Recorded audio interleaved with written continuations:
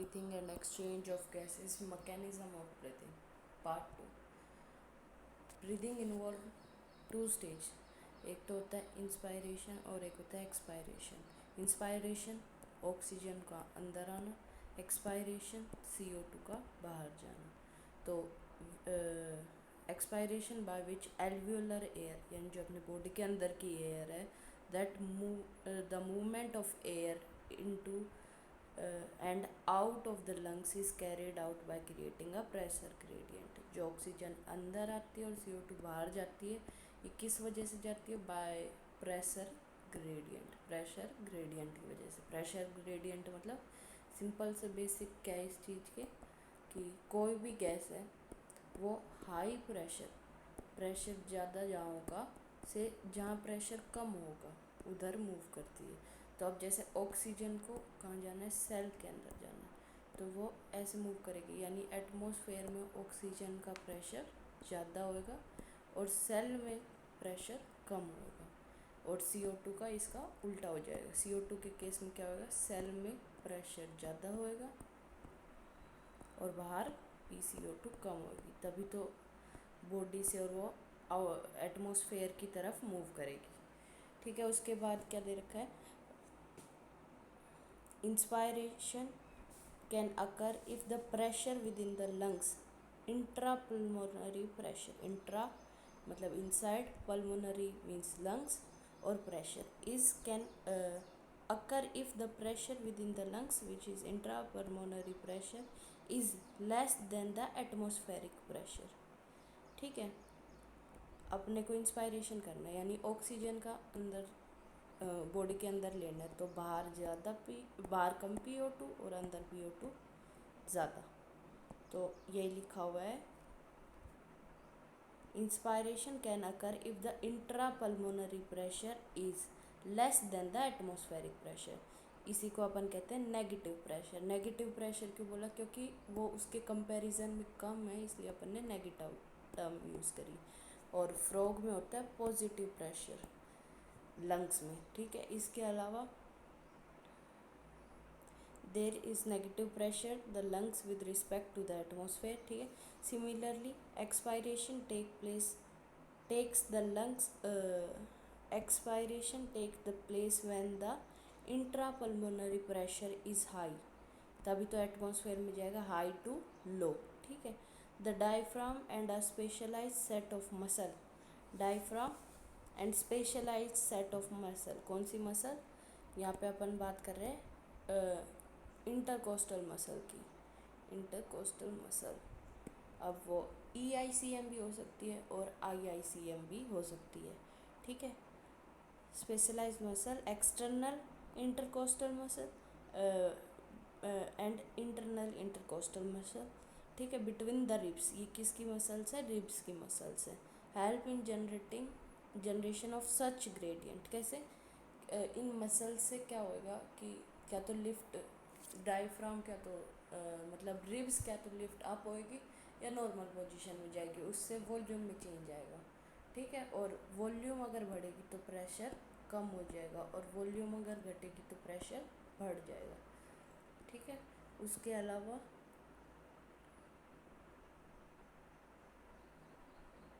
help in generation of such gradient.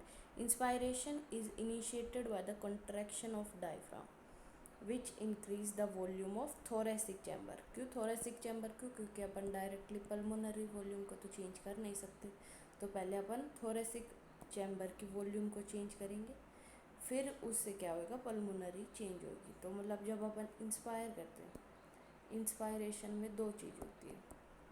सबसे पहले जैसे ये अपना डायफ्राम है, तो ये कॉन्ट्रैक्ट होके फ्लैट हो जाएगा, और जो ये एक्सिस है इसको कहते हैं AP axis, anterior posterior axis. ठीक है. एक डायफ्राम फ्लैट हो जाएगा AP में. और क्या होता है कि जैसे अपनी स्टर्नम है और रिब्स है, स्टर्नम है, रिब्स है, ये क्या करेंगे? ये कॉन्ट्रैक्ट करेंगे. क्या करेंगे? कॉन्ट्रैक्ट करेंगे और ये लिफ्ट अप हो जाएंगे. क्या हो जाएंगे? लिफ्ट अप हो जाएंगे. इससे क्या होगा? वॉल्यूम बढ़ेगी, प्रेशर कम होगा. वॉल्यूम बढ़ेगी, प्रेशर कम होगा. और ये कौन सी एक्सिस में, डोर्सो वेंट्रली। डोर्सो वेंट्रली कैसे, sternum is present ventral and ribs vertebral column is dorsal और ribs lateral, इसलिए डोर्सो और वेंट्रल एक्सिस में चेंज करेगा। अगर ऐसे चेंज आता तो एंटीरियर पोस्टीरियर भी। ठीक है, उसके बाद the contraction of external intercostal muscle. Normal जो अपनी हेल्प करती है वो एक्सटर्नल इंटरकोस्टल मसल करती है। IICM जो होती है इंटरनल इंटरकोस्टल मसल, ये फोर्सफुल में ही हेल्प करती है। नॉर्मली EICM अपनी हेल्प करती है। Lift up the ribs and sternum causing the increase in the volume of thoracic chamber in dorsoventral axis. The overall increase in the thoracic volume cause a similar increase in pulmonary. Thoracic volume में जैसा change आएगा वैसा ही pulmonary में आएगा, ये बढ़ेगा तो ये बढ़ेगा। अब थोरेसिक प्रेशर में जैसा चेंज आएगा वैसा ही पल्मोनरी प्रेशर में चेंज आएगा। ठीक है, an increase in pulmonary volume decrease the intrapulmonary pressure। Volume बढ़ेगी, प्रेशर कम होएगा, to less than the atmospheric pressure which forces the air from outside to move inside। अब बाहर प्रेशर ज़्यादा, अंदर क्या हो गया, वॉल्यूम बढ़ी, प्रेशर कम हो गया, तो बाहर से अंदर एयर आई, बाहर से अंदर एयर आएगी, और इसी को क्या कहते हैं, इंस्पायरेशन कहते हैं। Which forces the air from outside to move inside the lungs, that is inspiration. जिससे वॉल्यूम ऑफ थोरेक्स इंक्रीज, कैसे कैसे, एक तो रिब्स ऊपर चली गई, एक डायफ्राम कॉन्ट्रैक्ट हो गया तो वॉल्यूम बढ़ गई, प्रेशर कम हो गया, बाहर प्रेशर ज़्यादा तो बाहर से एयर अंदर आ जाएगी।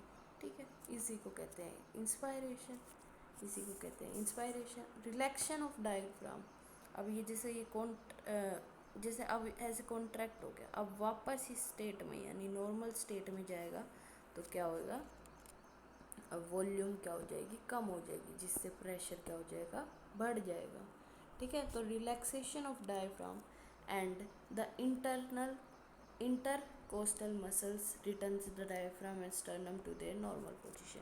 जो ये लिफ्ट अप हुई थी, जो ये राइज हुई थी, ये क्या होगी, अपनी नॉर्मल पोजीशन पे चली जाएगी, तो उससे वॉल्यूम कम, प्रेशर ज़्यादा, फिर अंदर प्रेशर ज़्यादा, बाहर प्रेशर कम, किसका, CO2 का, तो क्या होगी, बाहर मूव कर जाएगी। इसी को क्या कहते हैं अपन, relaxation of diaphragm and the intercostal muscle return the diaphragm and the sternum to their normal position and reduce the thoracic volume, thereby the pulmonary volume. This led to increase in intrapulmonary pressure to slightly above the atmospheric pressure, causing expulsion of air, expiration। क्या कहते हैं, expiration. तो अपन ने पढ़ लिया inspiration, expiration. Expiration is an active process and inspiration is an passive process. Inspiration क्या है, गलत बोल दिया था मैंने, इंस्पायरेशन क्या है, एक एक्टिव प्रोसेस है, और एक्सपायरेशन क्या है, एक पैसिव प्रोसेस है। क्या है, एक पैसिव प्रोसेस है। पैसिव, जहाँ भी कॉन्ट्रैक्ट होता है वो एक एक्टिव प्रोसेस है, और जहाँ भी रिलैक्सेशन या back to the normal position वो एक पैसिव प्रोसेस है। ठीक है, इसके बाद we have the ability to increase the strength of inspiration and expiration with the help of additional muscles in the abdomen, जिनको अपन फ्रेनिक मसल्स भी कहते हैं, जो कि डायफ्राम की मसल्स हैं। ठीक है, जो ये एडिशनल मसल्स हैं, इनसे अपन स्ट्रेंथ ऑफ इंस्पायरेशन और एक्सपायरेशन भी चेंज कर सकते हैं। एक एवरेज हेल्दी ह्यूमन क्या करता है, 12 से 16 टाइम पर मिनट, जैसे 1 मिनट में 12 से 16 टाइम ब्रीथ करते हैं, 12 से 16 टाइम ब्रीथ करते हैं। The volume of air involve in the breathing movements can be estimated by spirometer जो ये वॉल्यूम को मेज़र करता है। बस ये एक वॉल्यूम को मेज़र नहीं कर पाता, वो है रेजिडुअल वॉल्यूम। रेजिडुअल वॉल्यूम को कैसे, जैसे अपने लंग्स हैं, कैसे pink sac like bag like structure है, ठीक है। तो अगर मान लो अपन एयर को बाहर फेंकते तो इनको तो ऐसे पिचक जाना चाहिए, पर ऐसा नहीं होता। क्यों? कुछ एयर अपने लंग्स में प्रेजेंट होती है जिसको अपन रेजिडुअल वॉल्यूम कहते हैं। क्या कहते हैं? Residual volume. तो ये उसको मेज़र नहीं कर सकता, ठीक है। Spirometer does not measure residual volume. और जो भी कैपेसिटीज़ है जिसमें रेजिडुअल वॉल्यूम आती है वो भी अपन मेज़र नहीं कर पाएंगे। Which help in clinical assessment of pulmonary function, जो कि क्लिनिकली यूज़ किया जाता है। अब रेस्पिरेटरी वॉल्यूम्स एंड कैपेसिटी कुछ नहीं, वॉल्यूम्स के ही कॉम्बिनेशन से बनती है, ठीक है। जैसे अपन पहले पढ़ेंगे टाइडल वॉल्यूम। टाइडल वॉल्यूम क्या होता है कि जब कोई पर्सन ब्रीद करता है, उसने ब्रीद किया तो जितनी एयर अंदर आती है या बाहर जाती है, जितनी एयर अंदर आती है या बाहर जाती है वो होती है 500 ml। कितनी होती है? 500 ml। तो देखो, the volume of air inspire और expire during normal respiration. Normal respiration यानी अपन ने फोर्सफुली नहीं किया। जैसे अपन अब नॉर्मल रेस्पायर कर रहे हैं, अपन नॉर्मल ब्रीथ कर रहे हैं, तो 500 ml एयर अंदर जाती है और 500 ml बाहर आती है। हेल्दी मैन कैन इंस्पायर और expire approximately 6000 to 8000 ml of air पर मिनट। कैसे? 500 एक बार में। अपन 12 से 16 टाइम करते हैं ब्रीथ एक मिनट में, और इंटू 500, तो ये क्या आ जाएगी? Volume of air we inspire और expire normally in a minute. ये आ गया मिनट का। अगर एक में इतना करते हैं और अपन 12 से 16 टाइम ब्रीथ करते हैं तो टोटल कितना आ जाएगा? 6000 to 8000 ml ऑफ एयर पर मिनट। ये याद रखेंगे तो ये अपने आप निकाल लेंगे, ठीक है। Inspiratory reserve volume. जैसे किसी बंदे ने इंस्पायर किया, फिर वो एक्सपायर कर देगा, फिर इंस्पायर करेगा, फिर वो फिर एक्सपायर करेगा, ऐसे करते हैं। तो inspiratory reserve volume IRV। A person can inspire by a forceful inspiration. मतलब पहले तो अपन जैसे नॉर्मल इंस्पायर, अब इसके बाद जितना ये एडिशनल अपन ने इंस्पायर किया, ये जितना है, इसी को क्या कहेंगे? IRV। इसमें क्या आएगा? टाइडल वॉल्यूम तो आई गई जो अपन नॉर्मल करते हैं, और प्लस में कुछ एक्स्ट्रा वॉल्यूम, ठीक है। तो a person can inspire by a forceful inspiration. कितना होते हैं? 2500 से 3000 ml। कितना? 2500 से 3000 ml। पहले यहाँ लिखा होता था additional volume of air a person can inspire, ठीक है। Expiratory reserve volume ERV। जैसे अपन ने इंस्पायर किया, एक्सपायर, इसके बाद जो एडिशनल वॉल्यूम है जो अपन एक्सपायर करते हैं उसको कहते हैं ERV। A person can expire by a forceful expiration. जो अपन एक्सपायर करते हैं बाय अ फोर्सफुल एक्सपायरेशन, जो ये है, this average is 1000 ml to 100 ml। 1000 ml to 100। तो अब तक अपन ने क्या पढ़ा कि जैसे ये ऊपर जो जाती हुई लाइन है, ये जो नॉर्मल टाइडल वॉल्यूम है जो अपन इंस्पायर करते हैं, ये जो है अपन एक्सपायर करते हैं। अब ERV क्या होता है कि टाइडल वॉल्यूम के अलावा जितनी भी अपन इंस्पायर कर रहे हैं वो क्या है? IRV। ये क्या है? Tidal volume. और ये जितनी भी अपन एक्स्ट्रा एक्सपायर करते हैं, ठीक है। तो IRV और ERV। IRV ज़्यादा होती है 2500 से 3000, और ये 1000 से 1100 ml, ठीक है। उसके बाद आता है residual volume which is not measure by spirometer. क्यों? क्योंकि ये अपने लंग्स में रहती है। स्पायरोमीटर वो एयर को मतलब उसको मेज़र कर पाते हैं जो अपन क्या तो इंस्पायर कर दे या एक्सपायर कर ले। अब ये तो लंग्स में ही रहेगी, तो ना इसको अपन इंस्पायर करते ना एक्सपायर, ये अपने लंग्स में प्रेजेंट रहती है हमेशा, वरना अपने लंग्स कोलैप्स कर जाते हैं। The volume of air remaining in the lungs even after forceful expiration. अपन ने क्या पढ़ा था, ये इंस्पायर एक्सपायर, इंस्पायर एक्सपायर, ये टाइडल वॉल्यूम इतना, ये क्या है टाइडल वॉल्यूम जो अपन इंस्पायर करते हैं। इसके बाद जितनी भी एडिशनल एयर होगी वो क्या होगी IRV।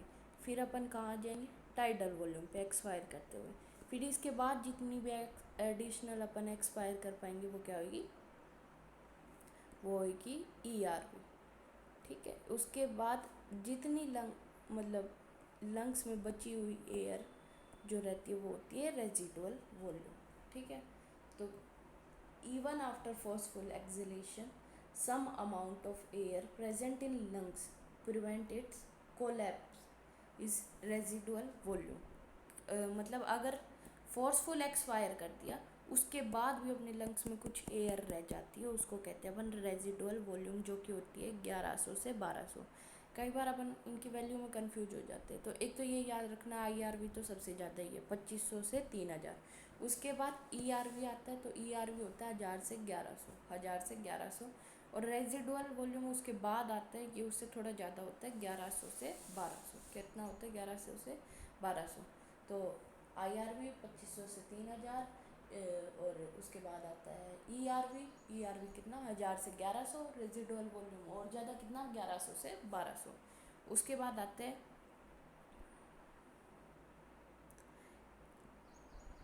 इंस्पायरेटरी कैपेसिटीज़ क्या बताया था मैंने, वॉल्यूम्स जो अपन ने पल्मोनरी वॉल्यूम पढ़ी है इनके कम्बिनेशन से कैपेसिटी बनती है। इंस्पायरेटरी कैपेसिटी अपन सबसे पहले पढ़ेंगे। तो जो ये अपन ने टाइडल वॉल्यूम पढ़ी जो अपन ने इंस्पायर किया, उसके बाद अपन ने जो एडिशनल इंस्पायर किया, एडिशनल क्या उसको कहेंगे IRV। और इस टोटल को क्या कहेंगे IC, इस टोटल को क्या कहेंगे IC। तो total of volume of air a person can inspire, अपन ने कितना इंस्पायर किया after a normal exhalation. Normal exhalation कैसे, जैसे मैं डायग्राम बनाता हूँ,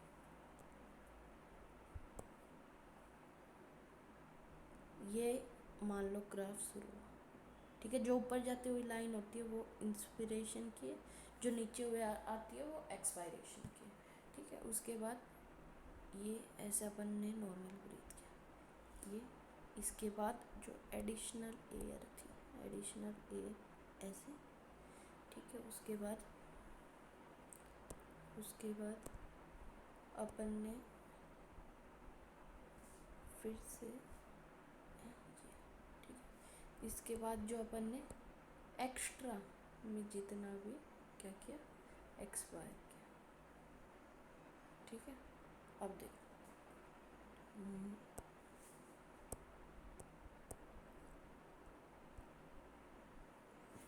ठीक है, ये क्या है टाइडल वॉल्यूम, ये क्या है, ये क्या है टाइडल वॉल्यूम। ठीक है, ये टाइडल वॉल्यूम है, ये जितना इंस्पायर किया उतना ही अपन एक्सपायर करते, तो ये दोनों बराबर होती है, ये इंस्पायर की लाइन ये एक्सपायर की लाइन। ठीक है, तो ये हो गई टाइडल वॉल्यूम। ठीक है, ये भी क्या है टाइडल वॉल्यूम है। ये अपन ने नॉर्मल इंस्पायर किया, नॉर्मल इंस्पिरेशन। ठीक है, उसके बाद अपन ने ये एडिशनल एयर फोर्सफुल इंस्पिरेशन से अपने अंदर ली, तो ये क्या हो गया IRV।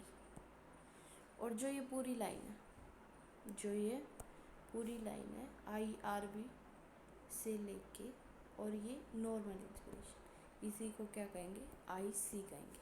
ठीक है, ऐसे ही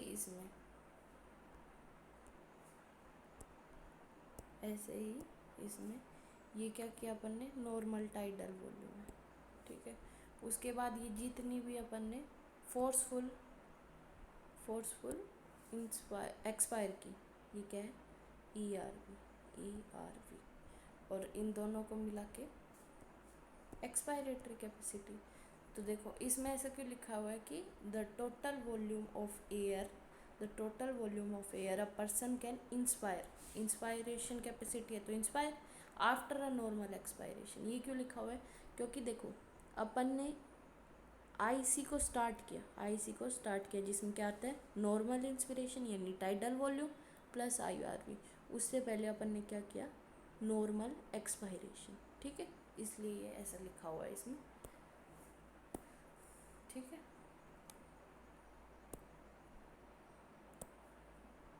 उसके बाद देखेंगे अपन, एक सेकेंड, उसके बाद ये भी हो गया the total of volume of air a person can expire after a normal inspiration, ये भी उसके जैसा ही है। This include tidal volume plus ERV, ठीक है, ये हो गया पूरा।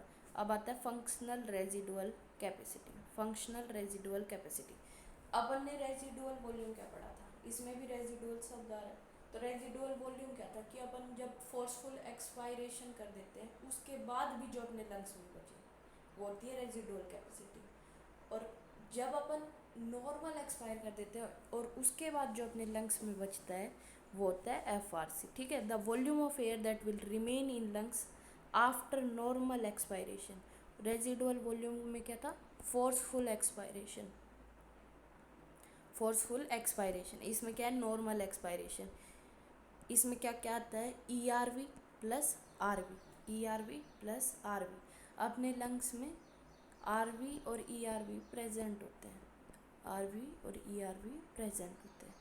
तो ये जब अपन क्या कर देते हैं नॉर्मल एक्सपायरेशन कर देते हैं, ठीक है। इसको कैसे समझेंगे, जैसे ये अपने लंग्स हैं, इसमें टाइडल वॉल्यूम है जो अपन एक बार में इंस्पायर और एक्सपायर करते हैं। उसके बाद इसमें ERV पहले से प्रेजेंट होता है, फिर इसमें रेजिडुअल वॉल्यूम तो होती है।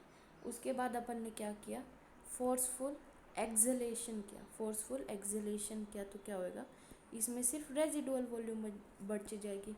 फिर अपन ने क्या किया, अपन ने नेक्स्ट इनहेल किया, अपन ने इनहेल किया, यही तो बचेगी अगर अपन फोर्सफुल एक्सपायर करेंगे। तो अब अपन ने नेक्स्ट इनहेल किया, तो इनहेल करते हैं तब क्या होता है कि रेजिडुअल वॉल्यूम पहले से प्रेजेंट था, पहले ERV मतलब आती है लंग्स में, पहले ये आती है, फिर क्या आती है टाइडल वॉल्यूम आती है, फिर क्या आती है टाइडल वॉल्यूम आती है।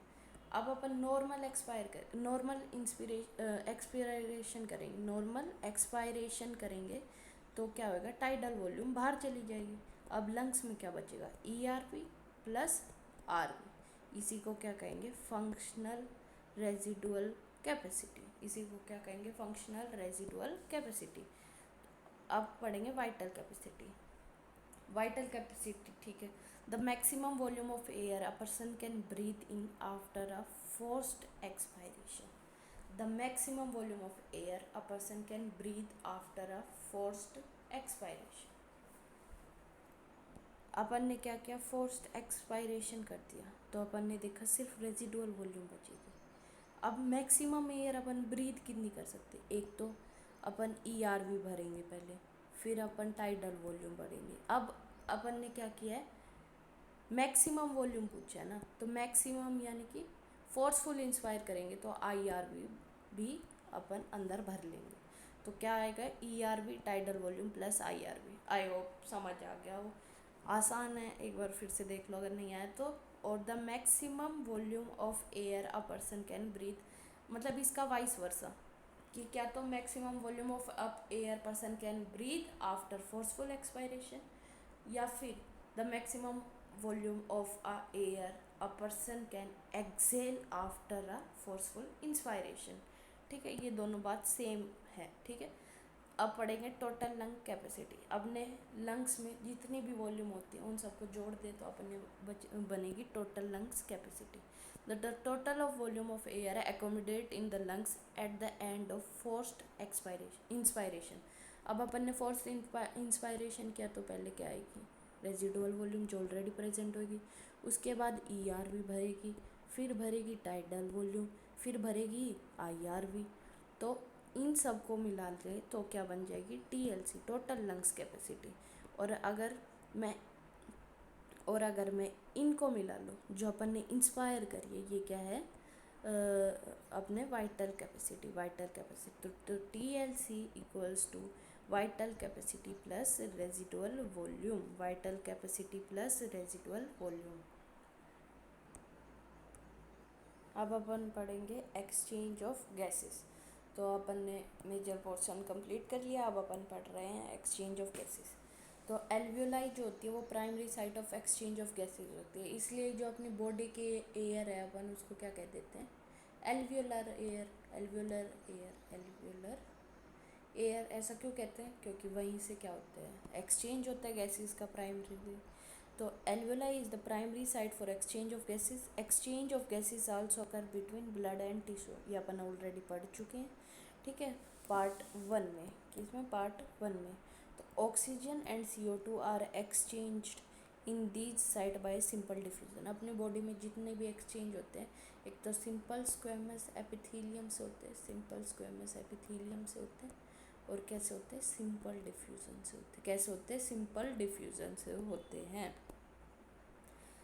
Simple diffusion mainly based on the pressure और कंसंट्रेशन ग्रेडियंट। अगर अभी बताया कि प्रेशर ग्रेडियंट का बहुत इंपॉर्टेंट रोल होता है किसी भी गैस के ट्रांसपोर्ट में, और या फिर अपन कंसंट्रेशन भी बोल सकते हैं। solubility of gas as well as thickness of membrane involved in the diffusion are also some important factor that can affect the rate of diffusion। अगर मेम्ब्रेन थिक हुई तो डिफ्यूज़न धीरे होएगा, और अगर मेम्ब्रेन थिन हुई तो डिफ्यूज़न फास्ट होएगा। तो थिकनेस पे भी डिपेंड करता है, एक सॉल्युबिलिटी कि कितने आसानी से वो सोल्यूबल हो जाती है अपने सराउंडिंग फ्लूइड में, ब्लड में वगैरह में। सोल्यूबिलिटी ऑफ CO2 जो होती है वो 20 से 25 टाइम ज़्यादा होती है। कितनी होती है, 20 से 25 टाइम ज़्यादा होती है, किससे, ऑक्सीजन से, ऑक्सीजन से, ठीक है। उसके बाद अपन पढ़ रहे हैं pressure contributes by an individual gas in a mixture of gases is known as partial pressure. ये अपन केमिस्ट्री में भी पढ़ते हैं कि अगर एक कंटेनर में ए गैस है, उसी में अगर बी गैस है, तो जो ए गैस जितना भी प्रेशर जो होगी वो इस कंटेनर की वॉल पे लगाएगी, वही क्या होगा, पार्शियल प्रेशर ऑफ ए, फिर पार्शियल प्रेशर ऑफ बी जो बी की गैस लगाएगी, यही मिलके क्या बना देते हैं, पी टोटल बना देते हैं, ठीक है। उसके बाद इस पार्शियल प्रेशर को कैसे लिखते हैं, स्मॉल पी, और फिर जिसका भी प्रेशर लिखना है, PO2 for oxygen and PCO2 for carbon dioxide. अब देखो PO2 को अपने को अंदर भेजना है, बॉडी के अंदर भेजना है, यानी बाहर कम ना, बाहर ज़्यादा, बाहर क्या होगी, कंसंट्रेशन ज़्यादा, अंदर क्या होगी, कम होगी। तो तभी तो अंदर मतलब बाहर से अंदर जाएगी। High pressure to low pressure, high pressure to low pressure. और CO2 में क्या होगी, बॉडी के अंदर से एटमॉस्फेयर में जाएगी, ठीक है। partial pressure of these two gas in the atmosphere, air and the two site of diffusion are given in table for 14.1 and in figure 14.3 जो अपन देखेंगे। the table clearly indicate the concentration gradient of the blood and to the tissue, ठीक है। ये जो pressure दिए हुए किस में दिए हुए हैं, mm of Hg में दिए हुए हैं, mm of Hg में दिए हैं। ऑक्सीजन और CO2 के दिए हैं डिफरेंट उसमें प्लेस पे, ठीक है। अपने पास एटमॉस्फेरिक एयर है, तो अपन ने क्या पढ़ा कि ऑक्सीजन कम होगी और बॉडी के अंदर ऑक्सीजन ज़्यादा होगी और बॉडी के अंदर ऑक्सीजन कम होगी। अपन ने ये पढ़ा, तो चेक करते हैं। ऑक्सीजन एटमॉस्फेरिक एयर में ज़्यादा है, ठीक है, ज़्यादा है। उसके बाद टिश्यू के अंदर कम है, तो ये मूव कर जाएगी इधर, ये अंदर ज़्यादा है, बाहर कम है, तो ये बाहर आ जाएगा, ठीक है। अब ये याद कैसे करेंगे, ये तो याद करना पड़ेगा कि एटमॉस्फेरिक एयर में ऑक्सीजन होता है 159 mmHg, 159 mmHg, 159 mmHg, ठीक है। और CO2 होता है 0.3 mmHg, 0.3 mmHg। अब देखो इसके अलावा एल्वियोलाई में भी क्या प्रेजेंट होती है, एल्वियोलाई में भी ऑक्सीजनेटेड एयर बहुत ज़्यादा प्रेजेंट होती है। तो ये कितना है, 104, ठीक है। तो CO2 की तो दो ही वैल्यू है इनसाइड आवर बॉडी। अगर अपन इतनी टेबल को देखें, कितनी, 40 और एक 45, 40 और एक 45, तो जहाँ ज़्यादा वहाँ 45, जहाँ कम वहाँ 40। तो ये तो फिक्स हो गया कि बॉडी के अंदर यानी टिश्यू लेवल पे कितनी होगी, 45, कितनी होगी, 45। डीऑक्सीजनेटेड ब्लड में कितनी होगी, 45। डीऑक्सीजनेटेड ब्लड यानी जिसमें ऑक्सीजन कम, CO2 ज़्यादा। तो यहाँ पे 45 और यहाँ भी 45, बाकी दोनों जगह 40-40, और बाहर 0.3 और बाहर ऑक्सीजन 159। ठीक है, उसके अलावा बॉडी के अंदर ऑक्सीजन की 3 वैल्यू, 104, 40 और 95, 104, 40 और 95। ठीक है, ये कैसे, आप देखो टिश्यू लेवल पे कम होनी चाहिए, तो 104, 95 और 40, इसमें से सबसे कम कितना है, टिश्यू लेवल पे 40। तो टिश्यू पे वैसे ही ऑक्सीजन का CO2 ज़्यादा, तो जहाँ 45 आएगा, जहाँ 45 आएगा वहाँ 40 आएगा, जहाँ 45 आएगा वहाँ 40 आएगा। तो टिश्यू पे सबसे कम, तो 104 और 95 और 40 में सबसे कम 40, तो ये कर दे टिश्यू लेवल पे। इसके बाद इससे ज़्यादा oxygenated blood, oxygenated blood, oxygen ज़्यादा, CO2 कम, CO2 कम कितनी, 40, 40 और 45 में से कितनी, 40। अब जहाँ 40 आ गया, जहाँ ये 40 है, CO2 40 है, वहाँ ये 95 होएगा। कितना होएगा, 95 होएगा, क्योंकि सेम तो हो नहीं सकता, 40 के बाद यूँ तो है नहीं दोबारा से 40 ही आ जाए, ये तो हो नहीं सकता, वरना मूवमेंट कैसे होएगी। तो ऑक्सीजनेटेड ब्लड में 95, ठीक है, डीऑक्सीजनेटेड ब्लड में 40 वापस से। तो टिश्यू और डीऑक्सीजनेटेड ब्लड इनका सेम है, CO2 और ऑक्सीजन का। और एल्वियोलाई पे 104, तो 104 तो एक जगह यूज़ हुआ। और उसके बाद सबसे कम कहाँ पे, ऑक्सीजन सबसे कम प्रेशर कहाँ पे, एक तो टिश्यू लेवल पे और एक डीऑक्सीजनेटेड ब्लड पे। कितना कितना, 40 और 40, फिर बचा बीच में ऑक्सीजनेटेड ब्लड, वहाँ कितना 95। ठीक है, वहाँ कितना 95, तो अपना ये भी हो गया। इसके बाद अपन ये डायग्राम देखते हैं। ठीक है, जैसे मैं यहाँ पे समझा देता हूँ पहले, फिर अपन डायग्राम देखें। ये अपना हार्ट है, ठीक है, right atria, right ventricle, left atria, left ventricle. ठीक है, ये अपना हार्ट हो गया। ठीक है, उसके बाद यहाँ पे क्या है, मान लो लंग्स है, क्या है यहाँ, क्या है लंग्स है, ये क्या है लंग्स, लंग्स है। और नीचे मान लेंगे टिश्यू, क्या है टिश्यू, टिश्यू। तो देखो एक चीज़ जो अपने को याद रखनी है, सबसे पहली चीज़ लेफ़्ट साइड में, जो ये अपनी क्या है लेफ़्ट साइड, लेफ़्ट साइड में हमेशा ऑक्सीजनेटेड ब्लड सर्कुलेट करता है। राइट में, राइट में डीऑक्सीजनेटेड, राइट में डीऑक्सीजनेटेड, लेफ़्ट में ऑक्सी, राइट में डीऑक्सी। ठीक है, तो ग्रीन से बनाते हैं। ठीक है, अब क्या हुआ, लंग्स, क्या लंग्स के पास क्या है, ऑक्सीजनेटेड ब्लड, ऑक्सीजनेटेड, ऑक्सीजन जाता है, टिश्यू CO2 जाता है। पहले इतना करते हैं। ठीक है, अब क्या करना है, लंग्स जो होता है ये ऑक्सीजनेटेड ब्लड भेजेगा लेफ़्ट एट्रियम में, ये भेजेगा लेफ़्ट एट्रियम में, फिर ये यहाँ से फ्लो करेगा लेफ़्ट वेंट्रिकल में। यहाँ पे क्या प्रेजेंट होता है, वॉल प्रेजेंट होता है। ठीक है, अब ये लेफ़्ट वेंट्रिकल, अब ऑक्सीजनेटेड ब्लड किधर जाएगा, जिधर उसकी ज़रूरत है। किधर ज़रूरत है, टिश्यू पे, क्योंकि वहाँ CO2 क्या है ज़्यादा है, ऑक्सीजन क्या है कम है, तो अपन इसको इधर भेज देंगे। ठीक है, अब ये टिश्यू में क्या है, अब इधर से क्या निकलेगा, डीऑक्सीजनेटेड ब्लड, डीऑक्सीजनेटेड ब्लड। ठीक है, ये कहाँ जाएगा, राइट एट्रियम में, राइट एट्रियम से यहाँ वॉल प्रेजेंट राइट वेंट्रिकल में। ठीक है, मतलब जो मेन जगह है लंग्स और टिश्यू, ये हमेशा एट्रियम में ब्लड भेजते हैं। जैसे लंग्स ने किस में भेजा, लंग्स ने किस में भेजा, लंग्स ने भेजा लेफ़्ट एट्रियम में, टिश्यू किस में भेजेगा, राइट एट्रियम में। ठीक है, सिंपल है। उसके बाद राइट वेंट्रिकल इसको भेज देगा लंग्स में वापस, किस लिए, ताकि ये ऑक्सीजनेट हो जाए। तो ये भी कैसे है, डी ऑक्सीजनेटेड, ये कैसे है ऑक्सीजनेटेड। ठीक है, अब अपन देखते हैं इनके नाम। जो आर्टरी वर्ड होता है वो मेनली यूज़ होता है ऑक्सीजनेटेड ब्लड के लिए, ऑक्सीजनेटेड ब्लड के लिए। जो वेन होता है वो होता है डीऑक्सी के लिए। पर फॉर पल्मोनरी आर्टरी और पल्मोनरी वेन इसके लिए ये उल्टा हो जाता है, ठीक है। अब देखो, pulmonary word is use for lungs, तो लंग्स से जो ऑक्सीजनेटेड ब्लड लेके जा रही है, तो ऑक्सीजनेटेड फॉर आर्टरी यूज़ होता है, पर क्या होता है लंग्स के केस में उल्टा हो जाता है, तो यहाँ क्या आएगा पल्मोनरी वेन, ठीक है।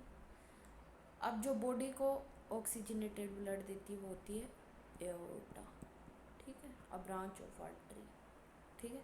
उसके बाद टिश्यू से जब ब्लड राइट एट्रियम में जाता है, टिश्यू से जब ब्लड राइट एट्रियम में जाता है तो कैसे जाता है, जो डीऑक्सीजनेटेड ब्लड है जो हार्ट के पास जाता है वो जाता है बाया वेना केवा, वेना केवा, ठीक है, बाया वेना केवा या फिर वेन्स, वेन्स डीऑक्सीजनेटेड ब्लड, ठीक है।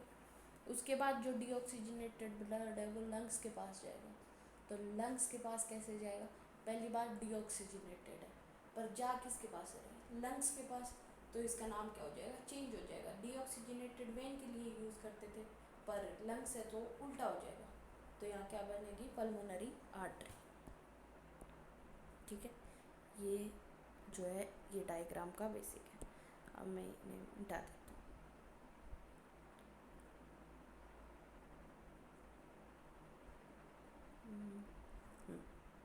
अब अपन इस डायग्राम में देख लेते हैं, ठीक है। अपन ने क्या किया, इंस्पायर किया, इंस्पायर कैसे किया, PO2 यहाँ पे 104, PCO2 40, ठीक है। ये अपन ने पीछे टेबल में पढ़ लिया। अब देखो ये क्या है, pulmonary vein which contain, pulmonary vein contain oxygenated blood, यानी यहाँ ऑक्सीजन जाता, ऑक्सीजन आई कहाँ से, इसमें से, इसमें ही तो आई है ना, तो ये हो गई पल्मोनरी वेन। फिर ये जाएगी किस में, लेफ्ट वेंट एट्रिया में, उसके बाद ये लेफ्ट वेंट्रिकल से होते हुए टिश्यू, फिर टिश्यू में फिर एक्सचेंज होगा, फिर राइट एट्रिया में, फिर इसमें, और फिर इससे किस में वापस से लंग्स के पास, एल्वियोलाई के पास, ठीक है। सिस्टमेटिक वेन यानी वेना केवा। अब ये डीऑक्सीजनेटेड ब्लड है तो अपन ने पढ़ लिया कि डीऑक्सीजनेटेड ब्लड होता है तो क्या इनकी वैल्यू होती है, ऐसे ही ऑक्सीजनेटेड में भी अपन ने पढ़ लिया। अब अपन आगे बढ़ते हैं। A gradient is present for CO2 in the opposite direction, that is for tissue, from tissue to blood, ठीक है। टिश्यू में CO2 ज़्यादा, ब्लड में क्या होगी कम, तो क्या होगा टिश्यू से ब्लड में मूव करेगा।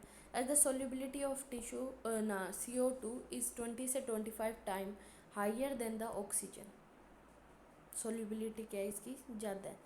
The amount of CO2 that can diffuse through the diffusion membrane per unit difference in partial pressure is much higher than oxygen. अब ये लाइन समझते हैं।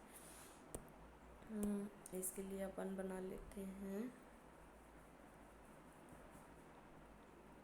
मैं से एक बाउंड्री बना देता हूँ, ठीक है। अब मैं यहाँ लिखता हूँ कि पार्शियल प्रेशर दोनों साइड सेम है, किसका, PCO2 का, P ऑक्सीजन का, इधर भी सेम है, ये एक इसकी कंडीशन है, ठीक है। उसके बाद अब कौन ज़्यादा डिफ्यूज़ करेगा, जिसकी सोल्यूबिलिटी ज़्यादा, किसकी सोल्यूबिलिटी ज़्यादा, इसकी सोल्यूबिलिटी 20 से 25 टाइम ज़्यादा, तो ये क्या करेगा डिफ्यूज़ भी ज़्यादा करेगा। तो यही लिखा हुआ है कि as the solubility of CO2 is 20 से 25 time higher than the oxygen, ठीक है। ये तो अपन ने पढ़ लिया। The amount of CO2 that can diffuse through the diffusion membrane, ये क्या है, बाउंड्री या डिफ्यूज़न मेम्ब्रेन जिसके थ्रू डिफ्यूज़न होगा। Per unit difference in partial pressure, per unit difference in partial pressure यानी pressure same, each much higher for CO2 than that of oxygen, ठीक है। ऐसा क्यों, क्योंकि सोल्यूबिलिटी इज 20 से 25 time higher. The diffusion membrane is made up of 3 major layer, 3 layer की बनी हुई होती है। एक तो एल्वियोलाई की लेयर, एक उसके बाद नॉन सेल्यूलर लेयर, उसके बाद एंडोथीलियम, उसके बाद एंडोथीलियम। तो यहाँ से यहाँ डिफ्यूज़ करते हैं।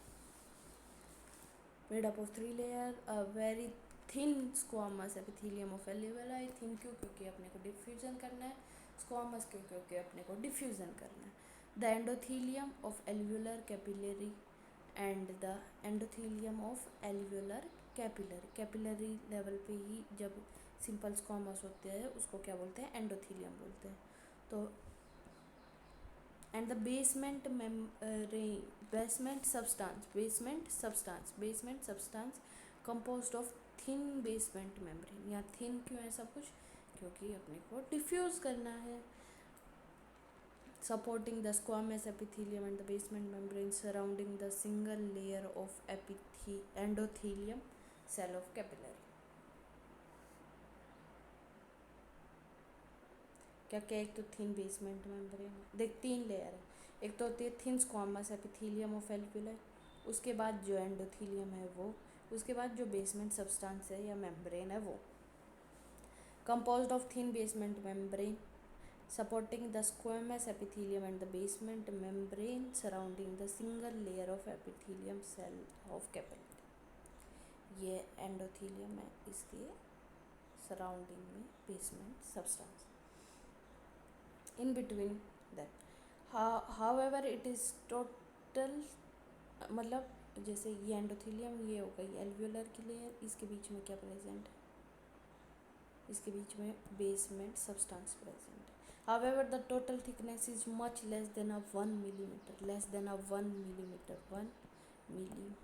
इतनी पतली होती है ये लेयर। डायग्राम में अपने को समझाने के लिए थोड़ी बड़ी दिखाई हुई है। ये 1 मिलीमीटर से भी क्या होती है? कम होती है। 1 मिलीमीटर से भी क्या होती है? कम होती है।